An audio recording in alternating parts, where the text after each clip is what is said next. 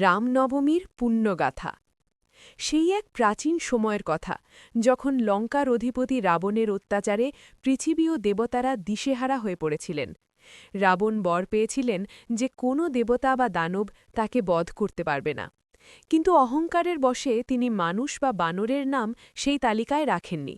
যখন অধর্মীর ভারে পৃথিবী পীড়িত হয়ে পড়ল, তখন ভগবান বিষ্ণু দেবতাদের কথা দিলেন যে তিনি শীঘ্রই রাজা দশরথের পুত্র হয়ে মর্তে জন্ম নেবেন।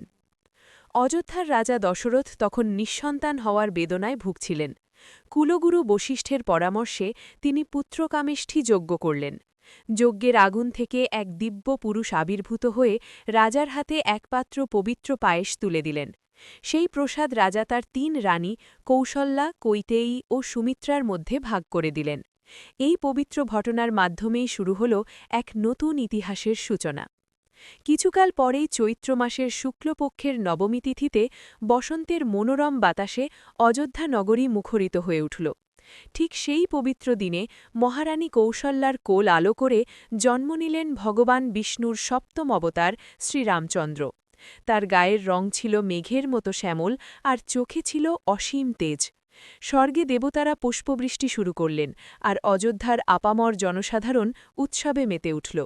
এই পুণ্য দিনটি এই ইতিহাসে রামনবমী নামে অমর হয়ে রইল। শ্রীরাম বড় হতে লাগলেন বীরত্ব ও বিনয়ের এক অপূর্ব সংমিশ্রণ হয়ে।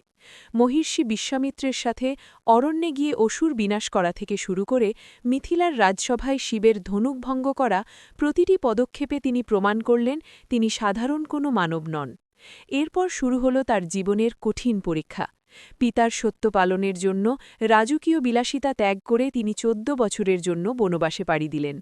বনবাসে থাকাকালীন যখন রাবণ ছলনা করে সীতাকে হরণ করলেন, তখন শ্রীরাম হনুমান ও সুগ্রীবের সাথে বন্ধুত্ব করে লঙ্কা অভিযান শুরু করেন। শুরু হল এক মহাযুদ্ধ, যা ছিল আসলে অধর্মের বিনাশ ও সত্যের জয়। রাবণকে বধ করে শ্রীরাম প্রমাণ করলেন যে ভক্তি ও সত্যের পথে থাকলে জয় সুনিশ্চিত।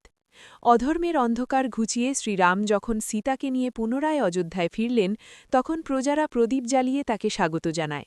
প্রতিষ্ঠিত হল রামরাজত্ব, যেখানে দুঃখ বা অন্যায়ের কোনো স্থান ছিল না। আজও রামনবমী আমাদের মনে করিয়ে দেয় যে জীবন যত কঠিনই হোক না কেন, ধর্মের পথ থেকে বিচ্যুত হওয়া চলবে না।